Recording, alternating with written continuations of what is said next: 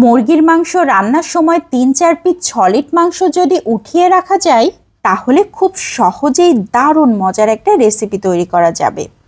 আর এই রেসিপি দিয়ে বাসার ছোট বড় সবাই অনেক মজা করে ভাত খাবে, কারো কোনো অভিযোগও থাকবে না।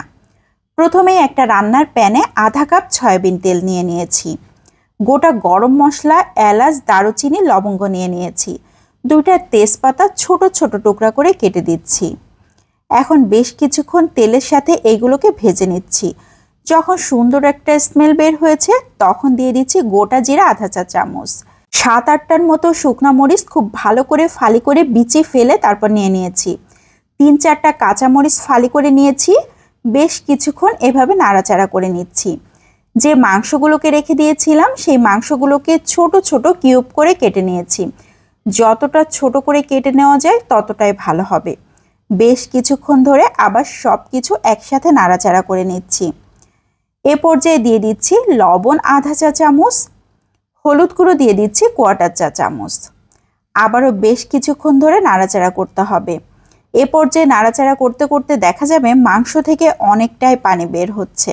এখানে কোনো ধরনের পানি ব্যবহার করা যাবে না কিংবা বাটা কোনো মশলাও ব্যবহার করা যাবে না। এখন ঢাকনা দিয়ে ঢেকে রান্না করে নিব 5 থেকে 6 মিনিট। এরই মধ্যে মাংসগুলো কিন্তু খুব ভালো মতো সিদ্ধ হয়ে যাবে। এই পর্যায়ে মাংসের পানি কিন্তু প্রায় শুকিয়ে আসা মতো হয়ে গিয়েছে, এখনো নিচে বেশ কিছুটা পানি আছে।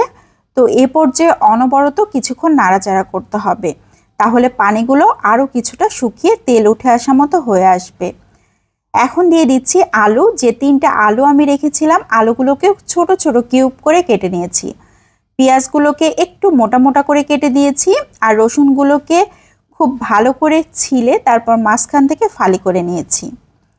এখন বেশ কিছুক্ষণ নাড়াচাড়া করে নিয়েছি। ঢাকনা দিয়ে ঢেকে আবারও রান্না করে নিব 5 মিনিট।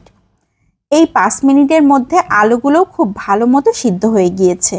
এই পর্যায়ে আর ঢাকনা দিয়ে ঢেকে রাখার দরকার হবে না, এখন অনবরত নাড়াচাড়া করতে হবে।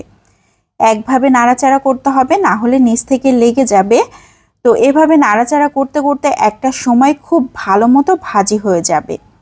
সব কিছু ভাজি হয়ে প্যান থেকে উঠে আসা মতো হয়ে যাবে, তখন বুঝতে হবে আমাদের ভাজিটা একদম কমপ্লিট হয়ে গিয়েছে। আমি অনেকক্ষণ ধরে নাড়াচাড়া করে নিয়েছি। মাংস, আলু, রসুন, পেঁয়াজ সব কিছু খুব ভালো মতো ভাজি হয়ে গিয়েছে। মাংসের এই ভাজি একদম কমপ্লিট।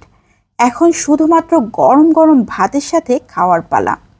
মুরগির মাংসের এই ভাজিটা এত বেশি টেস্টি হয়, যারা খেয়েছেন তারা তো জানেন, যারা খাননি একবার হলেও ট্রাই করবেন। বিদায় নিয়ে নিচ্ছি। আসসালামু আলাইকুম।